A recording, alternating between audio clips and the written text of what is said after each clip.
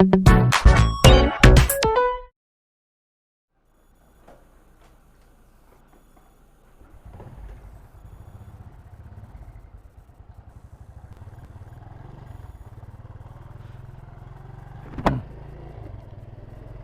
up, illegal? Come back again with me, Foto 94. Welcome back to another video. Gimana kabarnya kalian semua? Dan gue harap sih baik-baik aja. Jir, udah lama gue nggak ngevlog dan sedikit kangen karena gue ngeliat video-video gue yang lama. Ya walaupun gak ada yang nyariin, tapi gue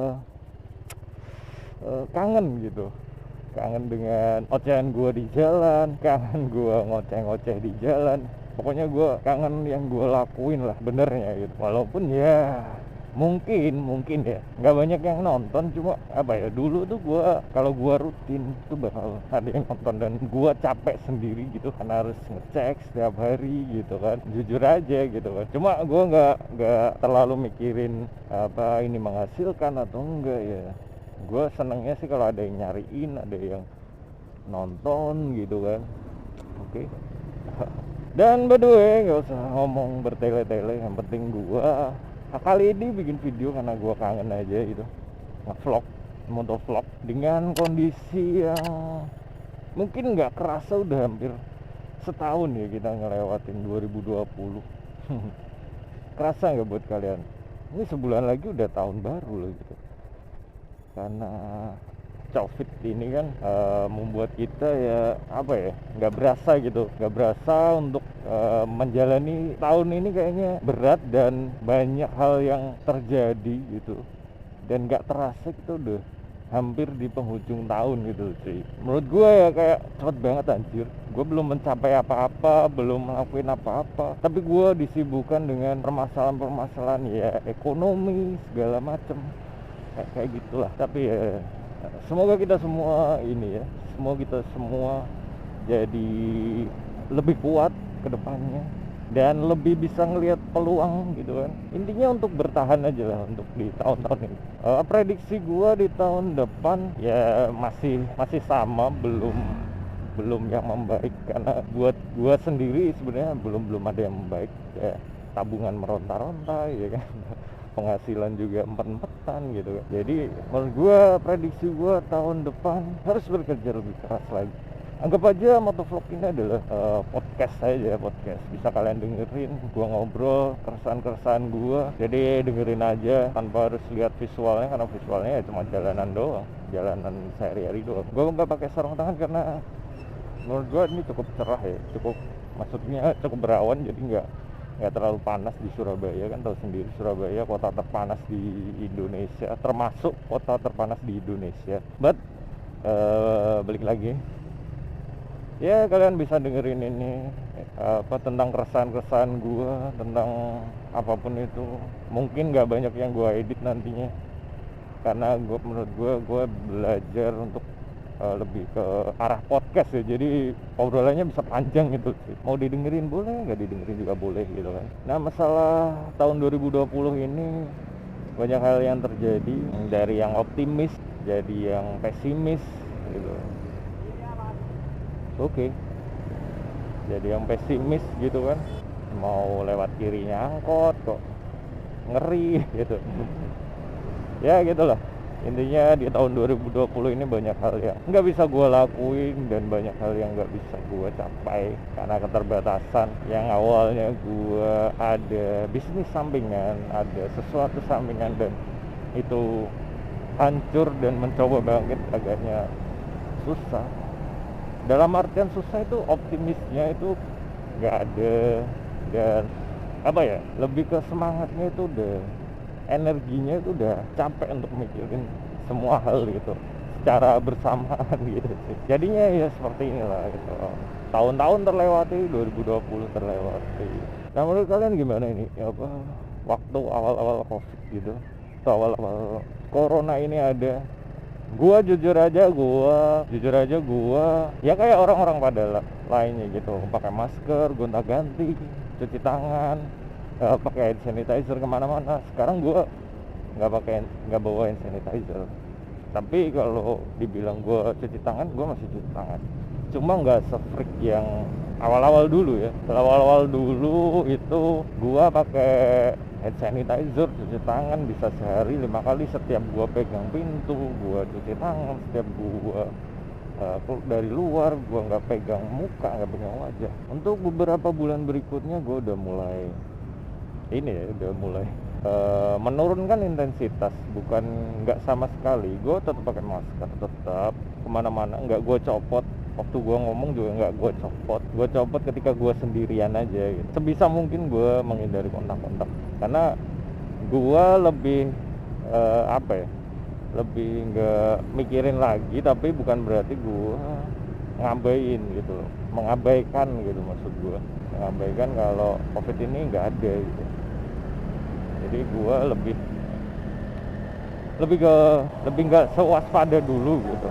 Cuma gue tetap waspada, tetap cuci tangan, tetap mematuhi protokol kesehatan gitu, nggak asal-asalan gitu. Nah, masalah berita-berita yang ada di internet gue awal-awal sih memang cukup sering ya lihat berita korban, berita kematian, berita peningkatan gitu. Udah masih panik gitu, masih ada rasa-rasa panik. Wah, ini kok naik terus, wah kok ini meninggal kayak gini. Tapi juga kayak kesannya banyak orang-orang lebay kayak gua yang dari luar kota misalnya, ya dikucilkan kayak gitu. Cuma ya udahlah, itu masing-masing orang lah ya gitu. Masing-masing orang responnya seperti apa tentang kejadian ini. Apalagi gue dari zona merah yang memang cukup tinggi waktu itu, jadi gue cukup panik karena gue nggak bisa kemana-mana cuy, nggak bisa pulang, nggak bisa ini. Ya pulang bisa, cuma responnya aja, respon lingkungannya aja yang menurut gue menyakitkan gitu cuy. Padahal gue sendiri juga ngelihat banyak orang yang wira-wiri luar kota, bahkan saudaranya sendiri gitu ya, selo-selo aja. Kenapa gue yang orang-orang bikin orang-orang panik gitu kan, ya gitulah. Tapi ya by the way sekarang udah lebih baik, ekonomi ya sudah mulai terbiasa gitu sih. Sudah mulai terbiasa untuk penghasilan kecil, lebih hemat, lebih menunda-nunda untuk beli sesuatu yang nggak produktif gitu. Ya gue mulai belajar sesuatu hal yang baru juga, banyak yang gue pelajari. Cuma ya agak pusing juga, nggak ada yang menghasilkan gitu kan. Cuma ya bertahan aja lah di kondisi seperti ini. Yang gue pikirin itu sih, yang gue pikirin saat ini itu cara bertahan aja, nggak banyak komplain, nggak banyak mengeluh. Karena menurut gue mengeluh tuh bikin tambah berat masalah berat. Ya udah, emang hidup mah kayak gitu. Tapi kalau ditanya gue yakin nggak ini bakal terlewat, ya yakin aja, karena semua orang pasti beradaptasi gitu kan. Nggak mungkin kan gini terus, masa mau gitu terus nahan untuk nggak produktif gitu kan.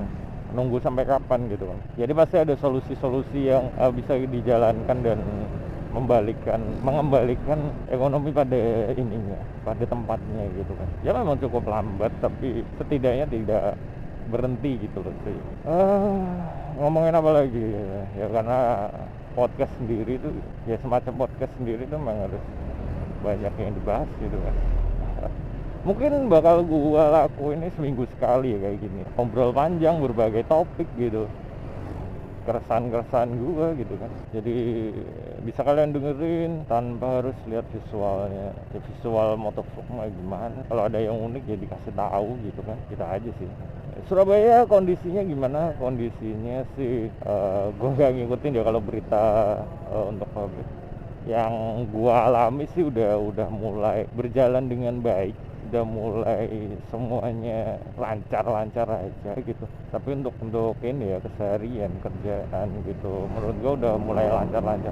Menurut gua sih gitu, dari kacamata gua ya lancar aja gitu. Ekonomi juga udah mulai jalan. Cuma ya memang kan ini kacamata gua udah ngiranya udah lancar, tapi kan nggak tahu ya di ekonomi yang di atas, pandangan di atas tuh kayak gimana, yang gaji gua, yang ini gue gitu kan. Ya menurut gue sih udah baik. Lihat aja udah rame kan, dulu awal-awal covid sepi banget Surabaya gitu, banyak yang work from home. Sekarang ya udah biasa aja gitu, penting protokol kesehatan dijalankan gitu kan.